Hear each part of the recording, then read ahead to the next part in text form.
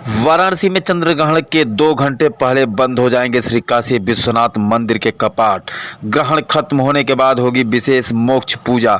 शयन आरती के बाद मंदिर गर्भगृह सहित संपूर्ण विग्रहों की सफाई के बाद बाबा विश्वनाथ पर एक बेलपत्र चढ़ाकर मंदिर का कपाट बंद किया जाएगा। रात्रि श्रृंगार आरती में फल का भोग लगेगा। 28 अक्टूबर को सभी आरती अपने समय पर होगी। 29 अक्टूबर को प्रातःकाल में 2:30 से 3 बजे तक होगी मोक्ष पूजा। उसके बाद भोर में 3 बजे से 4 बजे मंगला आरती के बाद प्रातः 4:15 बजे भक्तों के लिए खोला जाएगा कपाट।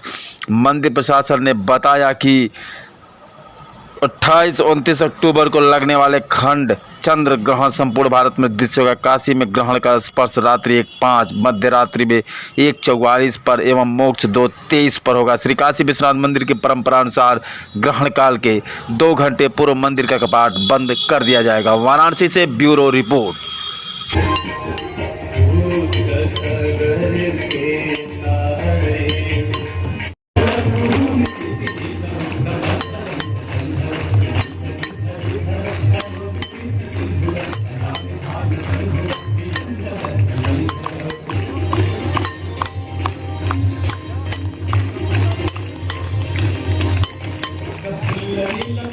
बता दें। आशीष तिवारी, कोषाध्यक्ष, गंगा सेवा निधि। ग्रहण काल में आरती कब होगी और कैसे हो? ऐसा है कि ग्रहण काल में जो सूतक काल का समय होता है, तो ये चंद्र ग्रहण है। चंद्र ग्रहण में 9 घंटे पहले सूतक काल लग जाएगा। इसमें सारे मंदिरों के जितने देवालय हैं सबके कपाट जो है वो बंद हो जाएंगे।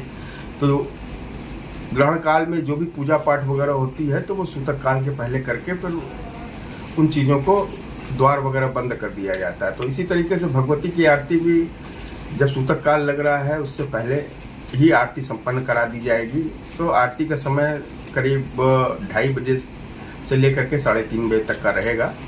फिर उसके बाद सारी स्थिति यथावत रहेगी। क्या महत्व है ग्रहण का?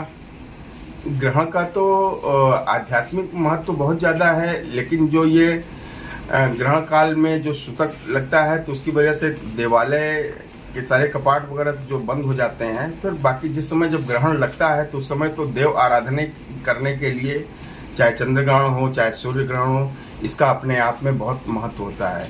जैसा कि कहा जाता है कि जब आदमी आध्यात्मिक जब तप के लिए जब चलता है तो बड़े बड़े साधक लोग भी जो है वो ग्रहण वगैरह का इंतजार करते हैं कि जब ग्रहण लगता है तो कम से कम उस समय जो साधना का पीरियड होता है, उस समय जो साधना किया जाता है मुक्त होने के बाद, और जब शुरुआती दौर होता है तो उसमें कहा जाता है कि इसमें जो पुण्य है वो कई गुना मिलते हैं। और इस ग्रहण में बहुत सी चीज़ें इस तरीके से मान्यता भी है कि घर में जिस तरीके के जब आपके घर में कोई चीज़ें हैं तो हर चीज़ में अगर आप तुलसी डाल देते हैं तो उसमें कहीं ना कहीं वो पूरी तरीके से एक कवच के रूप में वो शुद्धता का ही प्रतीक रहता है। उसमें कहीं किसी तरीके से कोई उसका असर नहीं आता है।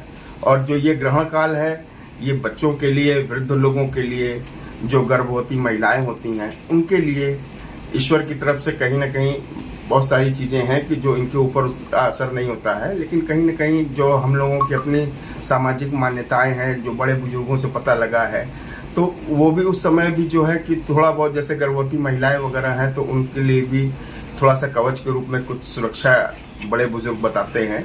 और बाकी ये बच्चों और वृद्धों के ऊपर इसका मान्य नहीं होता है।